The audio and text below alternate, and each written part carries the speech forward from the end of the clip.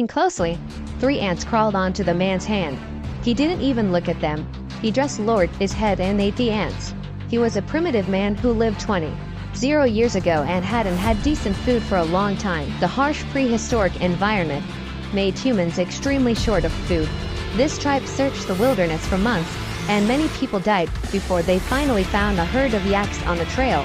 Well, what they found was yak dung. Humans masked their own odor by smearing the dung on their faces and all over their bodies. They crawl slowly towards their target. Ready to hunt, the tribe's survival is at stake, and whether the fires of civilization can continue to burn is a matter of success or a failure. The battle begins, and the humans roar as they rush towards the yaks. A gruesome hunt is about to break out on the cliff. The humans force the yaks to turn their heads and drive them towards the edge of the cliff. The disorientated yaks run towards the cliff and fall headlong to their death at the bottom. The sensible ones scattered and fled, while the violent ones began to attack the humans. A yak slams into a young man. The bull, inexperienced in fighting, was inadvertently carried off by the yak. His father tries to save him, but it is too late. The yak's vengeance focused on the bull and toppled him straight off the cliff. When the clan all rushed to the edge of the cliff, they saw the bull hanging from the rock face, nearly 10 meters from the top. There was no way he could have climbed up. Despite his father telling him not to let go, the bull couldn't hold on. The father was really dumbfounded that his son had fallen to the edge of a stone wall, jutting out, and couldn't get up or down. The boy screamed desperately, but got no response. His father tried to go down to save him, but was pulled up by others.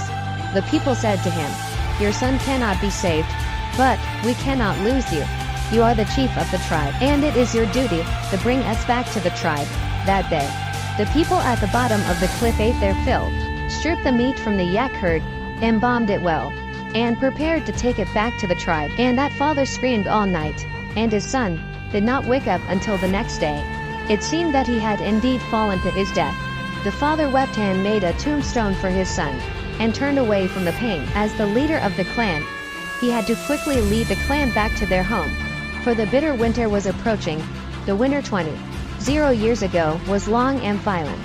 With the power to destroy species, in order to keep more people alive, they had to rush back to their homes without stopping and distribute the meat to the women and children. It's the tribe's only hope of surviving the winter. Little does anyone know that the boy is not actually dead. When he wakes up, he will face the biggest problem of his life.